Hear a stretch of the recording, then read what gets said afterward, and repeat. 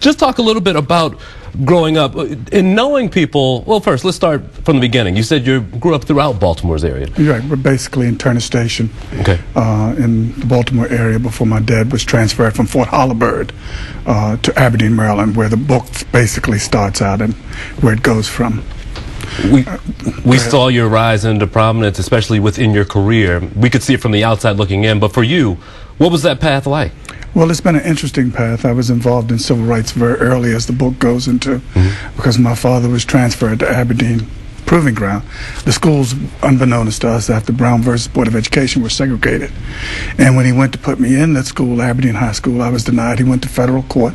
My lawyers were Renita Jackson Mitchell and Thurgood Marshall, Jack Greenberg, and we won the case in 1960, and I was ordered into Aberdeen High School. I didn't have a problem because I was an athlete. And as the book goes into, the person that was retaliated against was my father. All types of things were done to him in terms of his employment.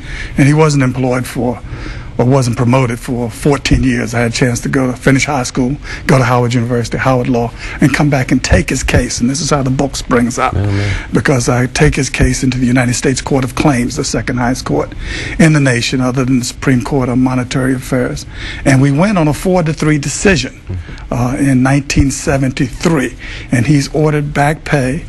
He's promoted from a GS-11 to a GS-14. So I had that great opportunity not only to work with some of the greatest legal minds in the nation, but had the opportunity to come back and litigate, and was victorious in my father's case, which set the precedent for discrimination cases at that time in the United States. So I had a great opportunity just through a set of circumstances. Well, I mean, outside of the legal sense, just personally in your heart, how did that feel to represent your dad and then to succeed and be successful? Well, it was a tremendous thing to be victorious for a family that my mother and father, who had given so much for me. Sure. And in my practice at that time, I was doing a lot of Title VII, a lot of civil rights work.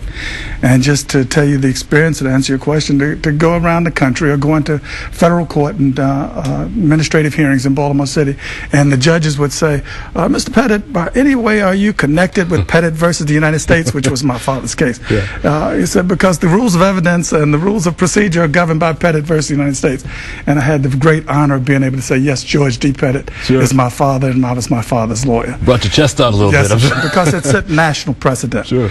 It established not only the first case in the nation where an African American was awarded back pay in the federal government for discrimination pursuant to executive order, but it also established what is called the but-for test. If we go into court and I prove that you, in fact, in every other way were qualified, then the burden of proof shifts to prove that it was not.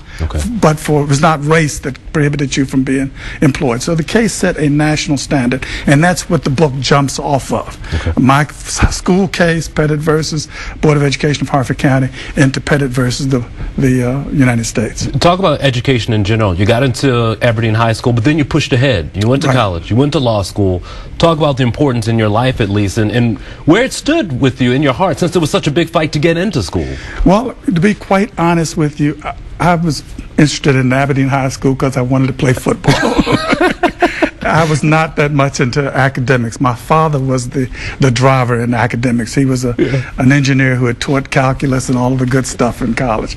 So he was the one that pushed me. I wanted to go to the school because I saw goalposts, and at that time, the black schools didn't have a football team. All you could do is play basketball. So my motive was really not academics. But as I got in and things began to develop, and I got to Howard University, which I considered one of the great schools in the nation, and Howard Law, that's when I really got into the academic side of what I was doing and the necessity of being able to be prepared academically. Was it your fight that made law something that you wanted to explore?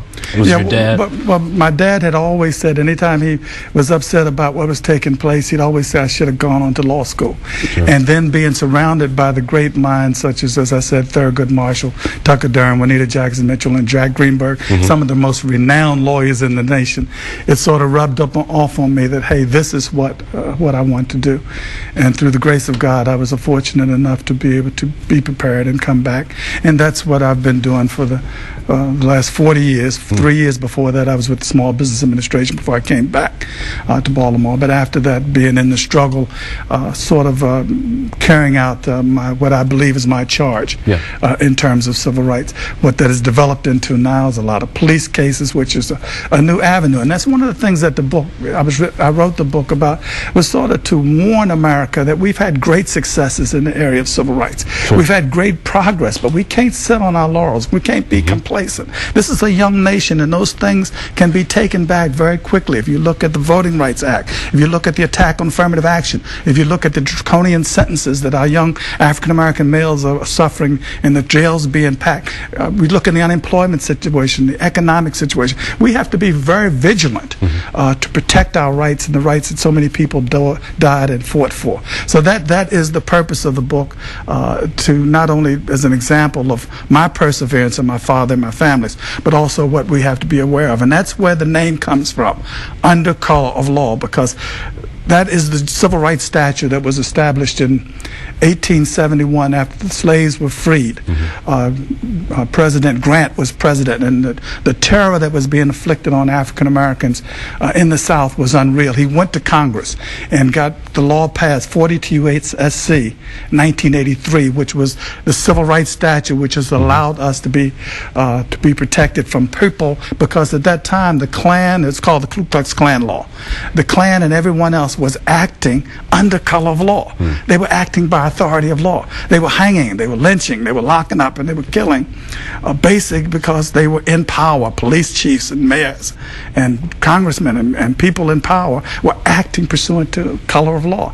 And so Grant went and had that statute passed, which said anybody acting under color of law to in fact infringe and subrogate and take away the rights of U.S. citizens shall be liable, not only in criminal actions with the federal government, but also civil action in terms of monetary damages. Okay. So that was the inspiration for the title of the book. Well, tell you what, you may just sold a book, man.